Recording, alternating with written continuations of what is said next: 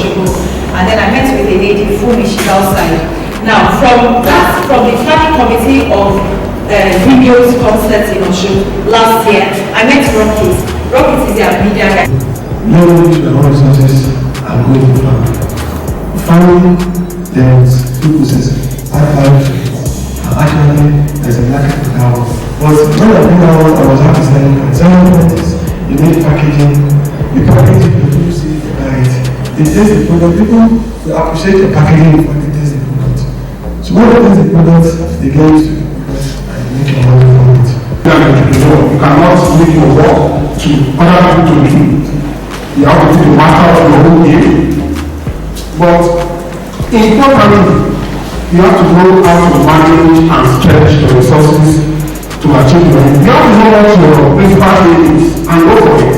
Knowledge is something that you can give somebody else and you don't lose what you already have.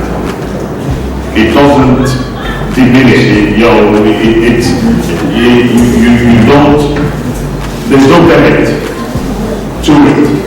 If you share or give somebody else knowledge you have, you are likely to actually even get something back in return. So your knowledge also grows. But you never lose knowledge because you've given it. This is the second edition of Rendezvous, and it's an initiative of Treasure Jams Youth Center. Treasure Jams Youth Center is a youth-focused organization involved with youth development, life skills building for youth, and adolescent sexual and reproductive health. Rendezvous was birthed last year. We had the first edition 24th of January here as well, and it was a successful event. Thank God for that. And we're having a second one.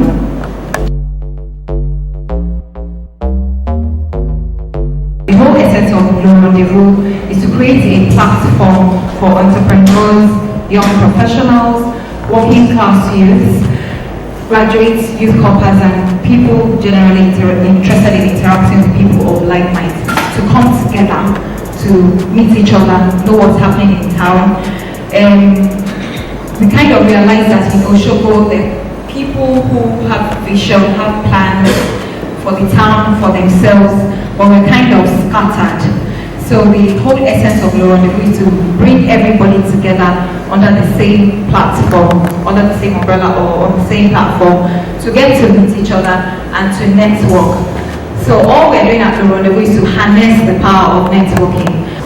You know, part of what I believe is my success is also my faith in God. Some people say, oh, you know what, Nigeria is so tough that it just makes life completely difficult. Am I correct? But I'll congratulate you on one thing. The fact that you're here means that you want to do something different. Because those God-given talents are given to you for a reason. They're not given to you to throw in a dustbin. They're given to you to use to do something tangible with yourself. Why are you doing what you're doing? Why are you doing that business? Are you doing that business because everybody else is doing the business? Are you doing the business because you think that's where you need to be? Or are you doing the business because that's your capacity? I'm Tosi Adebusui, and I'm the convener for Rendezvous. I work with the team as well as the introducer. This is the third edition of Rendezvous. Can we put our hands together for ourselves? See, we're not nouns, we're processes. When we say we're people, that's a noun. When we say our name, it's a noun. But actually, when you see me standing here, I'm a process. I was born a few years ago, all right? And through process, I'm here today. Your beliefs and values are to make you congruent. That is, they make you aligned with who you are.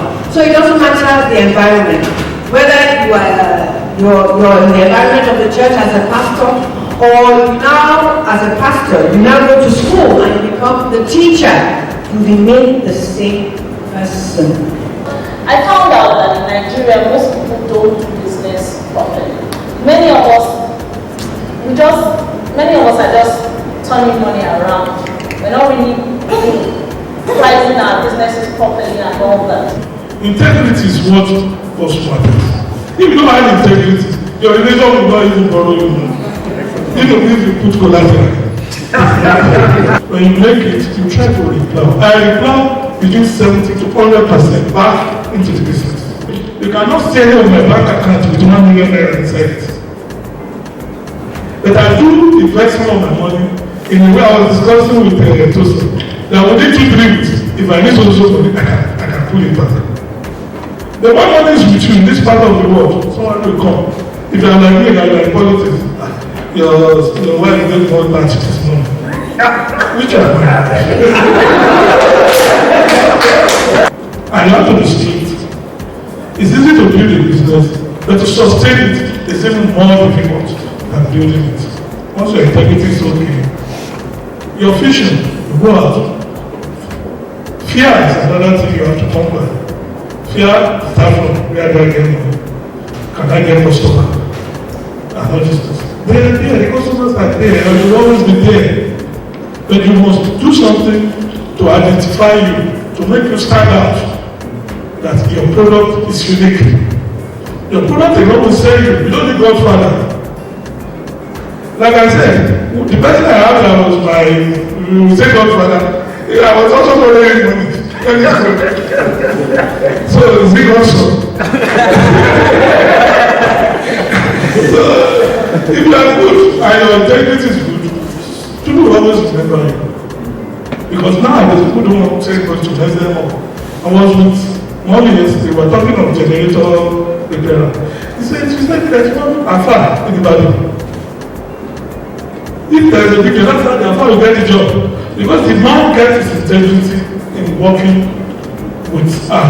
So, each one of us, let's try and cultivate. It's not easy about money. Integrity first. They give some people mobilization, they run away with the money. That's the only one they run away with. I think they catch you.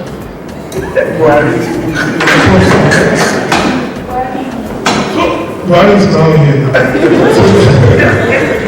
So let's keep integrity as a young entrepreneur. You need integrity. And when you promise to deliver.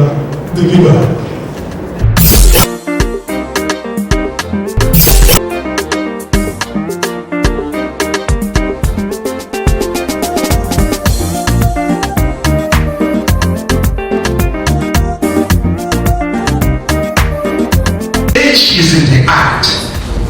If you are about 50 years and you want to carry your age on top of your head, it will do that. But if you are 70 and you are agile, you are active, nothing stops you from benefiting from all these facilities. Well, I think I'm going to start from where Daddy stopped. He said people prefer to give loans to women because by the time a man sees this is money, the next thing he thinks of is going to pick up a chieftaincy title, buying a lovely ride, and maybe marrying a second wife if he doesn't have one. So I think for a startup, you should not think of venturing into a business that you're going to spend about 10, 20, 40 million naira on. I think you should always start from the scratch. And when you have the basic things in place, and maybe all you need to do is get some funds to kickstart. Off-season and on-season. Please, off-season. The factor of production you employed remain a cost to you. The rent, your staff carry them off because now it's off-season. You know the reason why business is fail. Company don't plan very well. Put that off-season of your business. The already existing factor of production, how would you deploy them for something else and be profitable to you? Because all your overhead are still going. So you have to know what is driving you to that business. People that have that mindset as entrepreneurs are builders. You must be careful to understand that, to know who you are, what your vision is, what makes you you, and the like minds that will people that also understand the kind of things that you do. An entrepreneur that will truly endure and understand where she's going. You must truly understand who you are, the things, the levels that you not transcend or go beyond, or what you can stand or you cannot stand for. and this thing must go to the heart. But in our country, you know that money is tempting. See, money is tempting. But you know what? We lost businesses that our staff will look back and say, oh, God, this is service. Why can we do this kind of thing? This is not too much. We've lost businesses that it was difficult to let go.